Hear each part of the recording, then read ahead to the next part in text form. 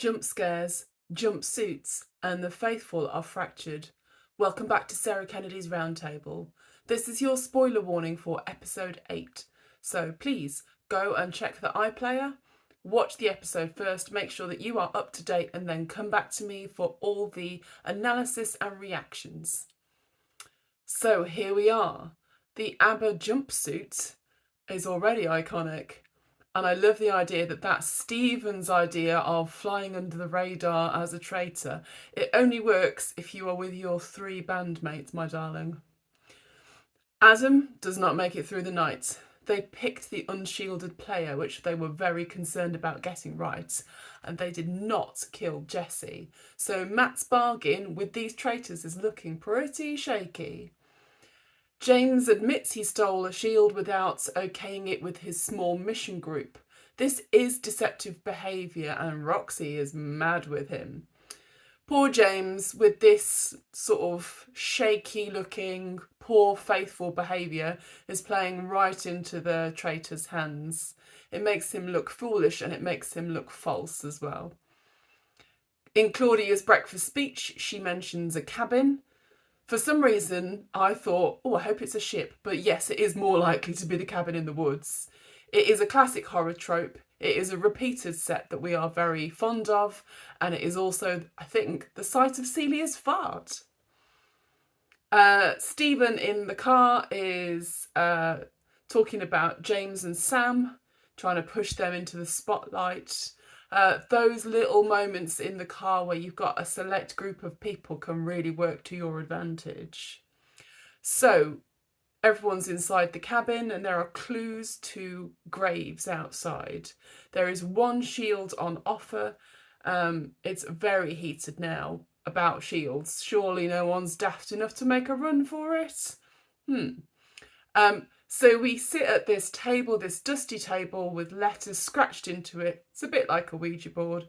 Someone, I think it might be Roxy, says, "We're all going to die." And someone else goes, "No, we're not," because they're not a real thing. But anyway, production have done an excellent job on this. So there's an item that moves on the table, spells out the words in your classic Ouija board game.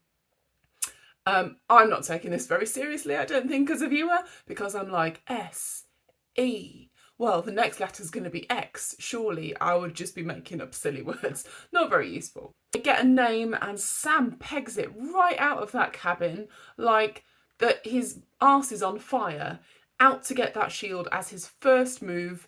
No thoughts, no wondering about whether this is the right thing to do, just as fast as the Roadrunner. Meep, meep. At least he's honest about it. But it's not great. It's not a great look at this point in the game, is it? I love how all of these items, the shield and the money, were delivered from the earth by the gravestone. Like Thing from the Addams Family is making a cameo appearance. You have to feel for the performers who are in the soil for whatever length of time. It can't be very nice. So the production team have absolutely gone to town.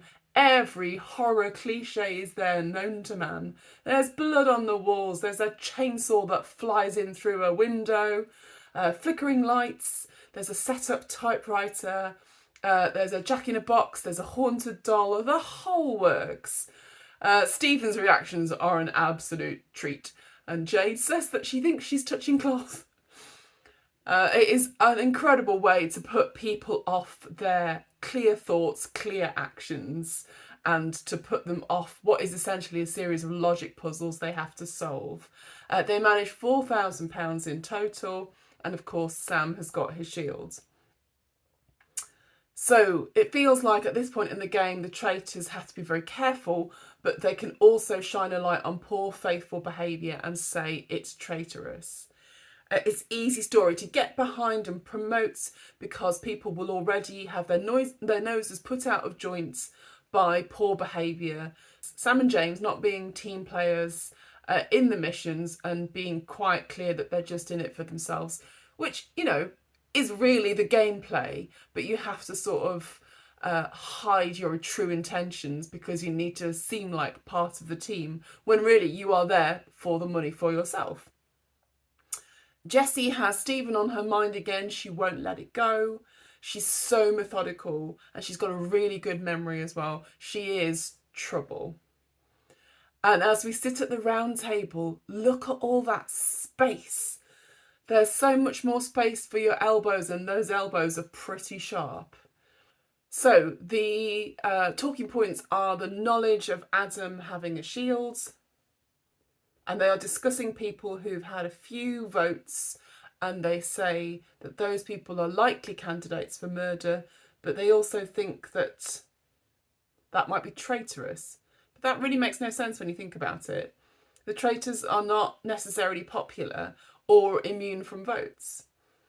They're also talking about people who watch the flock at round table rather than bringing their own ideas. Hello, Ellie. As Jessie speaks, Stephen's cheeks get redder and redder and redder. It's very noticeable in the edit, not necessarily so in the room. Stephen says we must use definite, hard evidence, but no such thing exists. Don't make me tap the sign, Stephen. Stephen being over-emotional about Fiona's votes, it is a great suspicion, it's a great call, that traitor on traitor violence. But yeah, the vote goes one way and it's Sam. Oh man, he was just a sketchy faithful. His behaviour was his undoing. And he's got a lovely exit moment where he winds them all up. Very, very good work.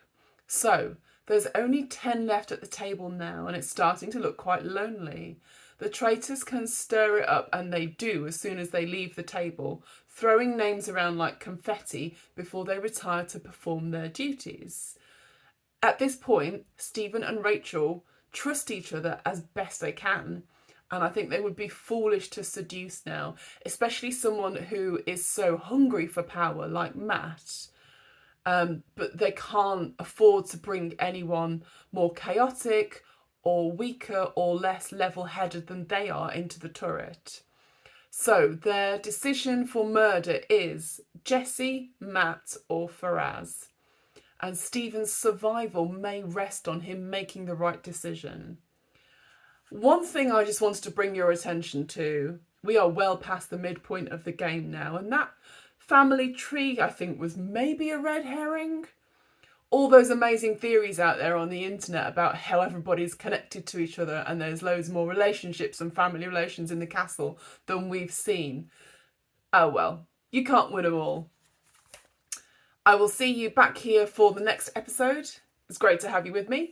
Like and subscribe, and then you'll know exactly when my next episode goes live. Laters, traitors.